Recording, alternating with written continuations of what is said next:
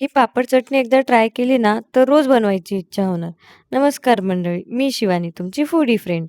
आज घेऊन आले आहे एक चटकदार, इझी आणि टेस्टी पापड चटणी. चला तर मग बघू कशी बनवायची ते. सगळ्यात आधी एक कांदा बारीक कट करून घेऊ.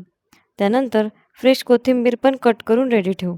तुम्हाला हवी असेल तर तुम्ही टोमॅटो देखील टाकू शकता.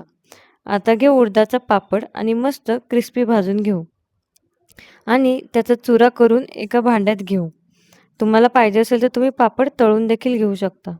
आता या पापडच्या चुऱ्यामध्ये आपण कट केलेला कांदा आणि कोथिंबीर ॲड करू. त्यानंतर टाकू लाल तिखट, हळद आणि छान मिक्स करून घेऊ. आता एका फोडणीच्या कढईमध्ये बनवू खमंग फोडणी. कढईमध्ये तेल गरम करून घेऊ. तेल गरम झालं की त्यात जिरे मोहरी टाकू आणि ही गरमागरम फोडणी पापडावर टाकून सगळं मस्त मिक्स करून घेऊ. बस रेडी आहे आपली चटकदार पापड चटणी.